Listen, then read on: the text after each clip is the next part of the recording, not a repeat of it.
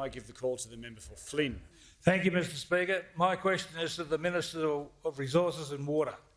Will the Minister provide an update on the strength of our resources sector under the management of the Morrison-Joyce government and what this means to regional communities like mine? Is the Minister aware of alternatives and uncertain policy approaches that may put local jobs in the regional communities at risk? Thank you. The Minister for Resources and Water has the call.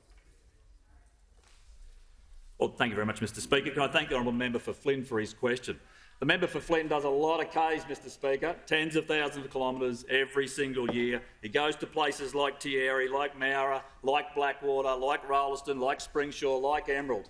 And all of those places know that it is the powerhouse of the Australian economy, the resources sector and agriculture, that provides them jobs and economic security. In an uncertain world, Mr Speaker, that certainty is something which is valued by the Australian people and one which we support wholeheartedly. And for those individuals, Mr Speaker, we know that there is a pipeline of projects out there, some $500 billion worth of investment in this country at various stages. Will deliver over 80,000 jobs. In fact, out of the member for Flynn's electorate, we know there are a number of projects. There's one at Comet Ridge near Comet, would you believe, Mr Speaker? Springsure Creek, at Walton near Bluff, North Surat and Taroom, which happens to be the home of Colin Boyce, the state member for Callard, another great supporter. And those jobs, Mr Speaker, those jobs are incredibly important for the people of regional Australia. Now, in Queensland alone, it's 52,000 jobs and $85 billion worth of investment that is potentially at risk. It is potentially at risk because the uncertainty being provided by those opposite, in alliance with the Greens, is bad for this country's national investment risk. It is bad for this country's national economic strength. It is bad for this nation's jobs right into the future. We need to make sure that that gets nipped in the bud, Mr Speaker. The people of Australia need to know what the risk is.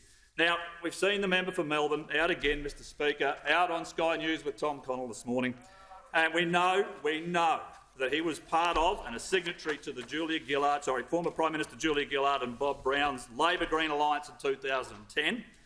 Now, how do we know that there is a risk in providing uncertainty? How do we know that this is likely to happen?